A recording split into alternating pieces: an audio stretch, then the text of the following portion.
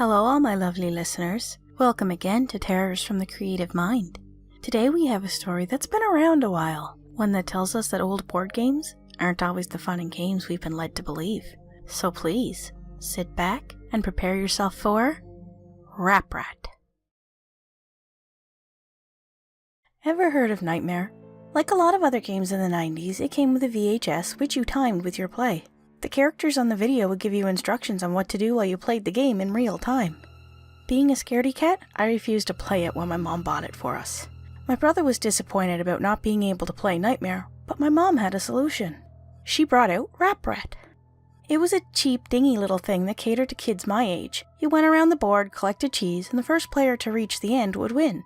It seemed simple enough, and since it reminded us of Mousetrap, which we didn't have, there were no objections. We popped the movie into the VHS and set up the board. The first part of the video was just a simple explanation of the rules as well as instructions on how the game worked. Then Rap Rat came on the TV. He was not what any of us had been expecting.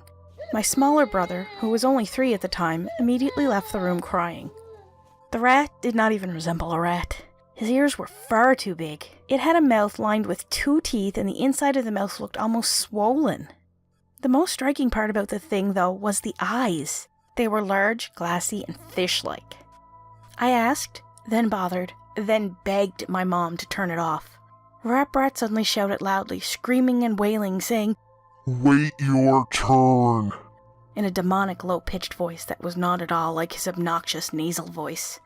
In the background, we could hear the narrator saying, "He's Rap Rat, and he's the boss," over and over again in an overly serious tone. The video was indescribable. Images crossed the screen in quick succession, overcut with Rap Rat's expressionless eyes. The images were some of the things I was afraid of at the time. A person looking over a balcony, a hornet slowly stinging someone's eye, an extreme close-up of a tarantula, a pit full of writhing cobras, and a bloody syringe filled with green fluid. We immediately turned the video off, and I ran out of the room screaming, slamming my door. It took my mom about 20 minutes to convince me that the video was gone, that I would never ever see it again. I had nightmares all week about Rap Rat. That wasn't the last time I saw Rap Rat. While my girlfriend and I were preparing to move in together, I was cleaning out the closet and found Rap Rat again, with the same VHS and the same board game inside. It was almost perfectly intact, save for a thick layer of cobwebs and dust bunnies on top of it. This was strange. Did my mother get rid of it? And what was the game doing in my room? I let out a bit of a gasp when I found it, and my girlfriend came into the room asking what was the matter. Breathing harshly, I said, "Rap Rat." She laughed a bit, asking if this was a joke. I shook my head, explaining that it wasn't. She didn't believe me, nobody did, and I decided that the only way to prove to her was to show her the video. I borrowed my neighbor's VHS and played the video for her. However, the images had changed. I saw a clown, its nose bursting and spraying blood onto the screen. I saw a woman alone in a dark room. I saw a man being forced to pick up white-hot metal and hold it in his outstretched hand, turning his hand into a leathery mess. The scratching I heard as a child continued, picking up louder and louder. Then, Rap Rat showed up and began twisting and convulsing, its arms thrusting this way and that. The costume wasn't a costume anymore. The felt was real fur. Its face wasn't plastic, but instead bristled with thorns of teeth. The eyes turned inwards and suddenly popped out again. Rap Rat's huge fish eyes were inside out, staring right at me, watching my every move, my every expression. It grinned widely and gestured at my girlfriend and I with a single outstretched inhuman hand. I could hear the faintest scratching at my front door. The TV went blank and showed static. The scratching got louder. It wasn't scratching anymore, but thumping, the thumping of tiny feet on wood. My girlfriend embraced me in fear, and my senses kicked in. Before anything else could happen, I stopped the video, ejected it, and unplugged the VHS. The scratching stopped. When I looked out the living room window, nothing was there. The police showed up soon after, warning us that a neighbor had seen a figure outside of our door and had called in concern. My girlfriend and I simply couldn't explain what had happened and had to tell the police officer that it was us. I was furious that a children's game was terrifying me. I went to pick up the tape, but the VHS burned my hand. It felt like I had touched a Bunsen burner on the highest setting. We had to get the oven mitts from the kitchen in order to take it out, and even then it was scorching hot. Brought it outside, tossed it down on the sidewalk, and crushed it with my winter boots. My girlfriend and I had nightmares every night. We would both wake up in the middle of the night and describe eerily similar images that we saw in our sleep. The scratching would always be there at night, when the lights were off and the room was pitch black, save for the moonlight coming in through the window.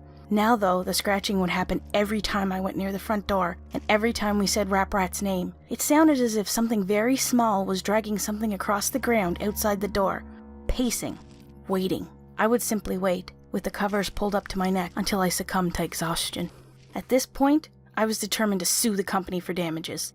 The first thing I did was call my mother and ask her where she got Rap Rat. She had no idea. I found a merchant who sold versions of Rap Rat and asked how I could get in touch with the company. He sent me this email. I don't know about the game, but I know it was created by the same people who created Nightmare. The company is called A Couple of Cowboys. Try them. I did a bit more research and discovered that the company had become defunct in 1994, only 2 years after the company created Rap Rat. I discovered why they did soon after. In 1992, the year of the game's development, A Couple of Cowboys had commissioned a manufacturing company in Haiti to create the doll portrayed in the game. The company who created the puppet ran a sweatshop where they forced women and children to produce the various components of the puppet, including the felt and the plastic of the doll. One day, a young Haitian girl got her arm caught in the industrial sewing machine. The spring loader, unable to handle the weight on the machine, came loose and struck the child's neck, killing her instantly. A few days after the funeral, the mother of the child came to the factory demanding to see the owner, who denied that he'd had anything to do with it. In a fit of rage, the mother said that the blood of the innocent would seep into every crevice of the doll, every component with which it was created, and all who touched it would die. She claimed to have summoned a fear demon and screamed at the top of her lungs, "Apparat will curse you!" The owner simply laughed and told his corporate bosses about Apparat. They spread the joke from person to person, and the game was renamed Rap Rat, a loose anagram of Apparat. Each recitation of the name Apparat brought with it a greater and greater curse. Only 2 years after Rap Rat was created, the company was shut down and the owners hired by Mattel.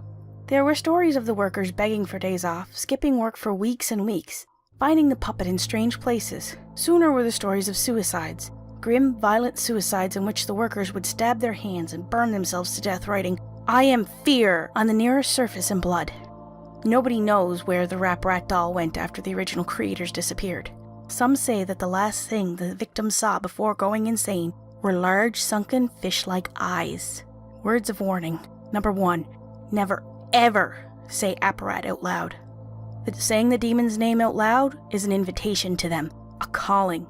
If you have already done this, it cannot be undone. 2. Do not try to speak to or contact Apparat. 3.